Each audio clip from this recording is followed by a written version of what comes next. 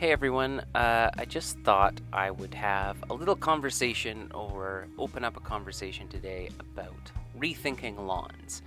And that's not to shame you for whatever lawn you currently have. It might be a pristine golf course type lawn with nice bright green grass, and you're happy with that.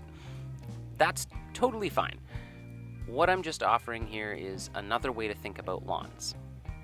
So, it also has to do with the way that we think about just land that we live on and what we do with land.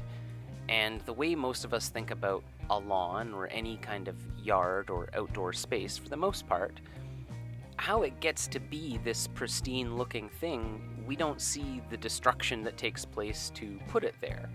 And it mostly involves taking completely barren dirt, throwing down some grass seed, fertilizing it, and then letting it grow. But you wouldn't exactly call that an ecosystem. It's definitely alive. Hopefully there's stuff alive in your grass. But I think that there's a better way to think about those big open spaces and what we do with them, especially if we do have a yard or some green space near us. And that's to really think about it as a place, as an ecosystem, a place to attract insects, to attract beneficial insects, to attract pollinators. And I think it gives us a unique opportunity to think about creating food sources and habitat for the creatures that sustain us. And you can go deep with this. You can do all kinds of really interesting natural history about the area you live in to see, what was there before your house or your apartment went up there. Are there ways that you could maybe add some things back? I know there's a lot of momentum right now behind rewilding and permaculture and all those kinds of things, and I want to explore those ideas here on this channel. But I also just want to encourage us to just try to think differently about land. Coming back, though, to just a lawn, let's scale back down to a more solvable problem. And that's just thinking about green space that we have some measure of control over. One of the things that I tell people to add to their yards and to their gardening projects for a whole variety of reasons is clover. So there's going to be a lot of footage of clover in this video. But I love clover. I love clover for a lot of reasons. One, it fixes nitrogen into the ground, which is essential for plant health. So it's creating its own fertilizer in many ways. It's also going to add that nitrogen back to the soil and create much more healthy soil where all kinds of microorganisms are going to come and live.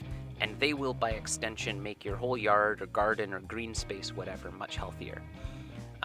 Clover also sends down really long roots, and that's especially good on neglected, barren, any kind of ground that's just been through the ringer, especially if it doesn't hold water particularly well, or if it's really compacted and it holds water too well.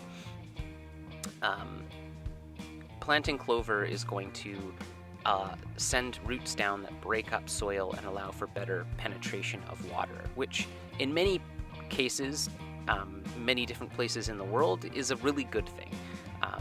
Compacted soil happens a lot in urban spaces.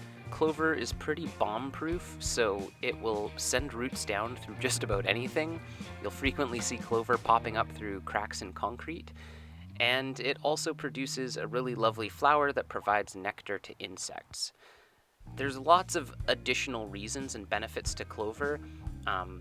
Obviously, you should be picking something that is more native to your area, and just look for any warnings about things that might be invasive. To my knowledge, there's not clover that's necessarily invasive, but it will spread. But you can mow it just like grass as well. So a good clover lawn is something that you can still mow, I would say, at least 3 times a year. I certainly think you can do it more than that. So you can also treat it a little bit like lawn, but you can also just let it grow. All right, that's me off of my soapbox. Clover's great. You should get some. One last thing I will say is that if you have chickens, some types of clover can be toxic, so just keep that in mind.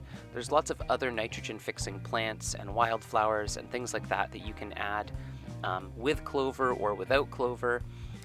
But again, the whole purpose of this video is just to offer rethinking about how we use lawn and what a lawn can be, which is why I've purposely not included any footage of that golf course type grass, and I'm just trying to show you lawns that I think look nice.